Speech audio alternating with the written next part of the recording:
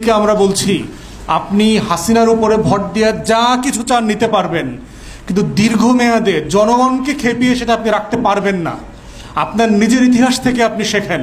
শ্রীলঙ্কার দিকে তাকান, যাচ্ছে তাই করেছেন শ্রীলঙ্কাতে। তামিলদেরকে ফান্ডিং করে অস্ত্র দিয়ে দেশকে অরাজক করে ফেলছিলেন। সেই শ্রীলঙ্কাতে আপনাদের অবস্থা কি আজকে? নেপালের দিকে তাকান, যেই নেপালের শতভাগ ব্যবসা বাণিজ্য সব কিছু আপনারা নিয়ন্ত্রণ করেছেন, সে নেপাল আজকে আপনাদেরকে 2 পয়সার দাম দেয় না। মালদ্বীপের দিকে তাকান, আপনার সেনাবাহিনীকে সেখান থেকে বের করে দেওয়া হয়েছে, মিলিটারি বেস। তাহলে আপনার প্রতিবেশীর দিকে আপনি তাকান যে আপনার এই ফরেন পলিসিগুলো ওয়ার্ক করছে না। So for God's sake come back to your common sense. এই জন্য দিল্লিকে বলছি, বাংলাদেশের 20 কোটি মানুষের সাথে বেইমানি করে শুধুমাত্র একটা করদ রাজ্যের মুখ্যমন্ত্রীর উপর ভরসা করে যদি আপনারা মনে করেন যে আপনারা 800 কিলোমিটার রাস্তা, 1000 কিলোমিটার রাস্তা বাংলাদেশের বুকের উপর দিয়ে চলে যাবেন, বোকার স্বর্গে বাস করছেন।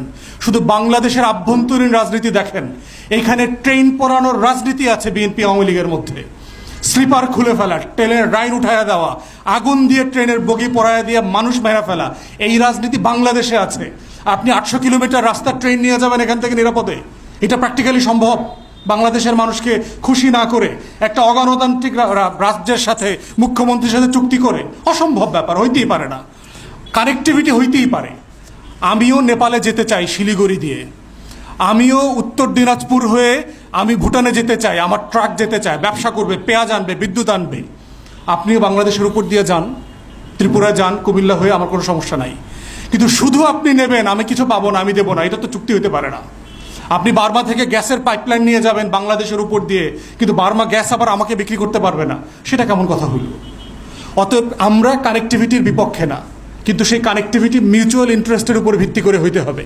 এটা একপাক্ষিক হইলে দিল্লিকে মনে রাখতে হবে আপনার নিজের ইতিহাস সাক্ষী, এটা আপনি ডিসফাংশনাল হয়ে যাবে, এটা আপনি মেনটেন করতে পারবেন না। চুক্তি শেষ না, লং টার্মে এই স্বার্থ ধরে রাখাটা হলো বড় চ্যালেঞ্জ। এই জন্য আমরা বলছি যে আমাদের রক্তাক্ত স্বাধীনতার ইতিহাসকে কোনোভাবে ছোট করবেন না। আমরা রক্ত দিয়ে দেশ স্বাধীন করেছি, কারো দান সৎকার বাংলাদেশ না, কোনোভাবে ছোট করবেন না। শেখ হাসিনা, শেখ পরিবার আর আওয়ামী লীগ বাংলাদেশ না। বাংলাদেশ অনেক বড়, 20 কোটি মানুষের বাংলাদেশ, মুক্তিযোদ্ধাদের বাংলাদেশ। অতএব এই বাংলাদেশ বিক্রি হইতে দেওয়া যাবে না এবং হবে না ইনশাআল্লাহ।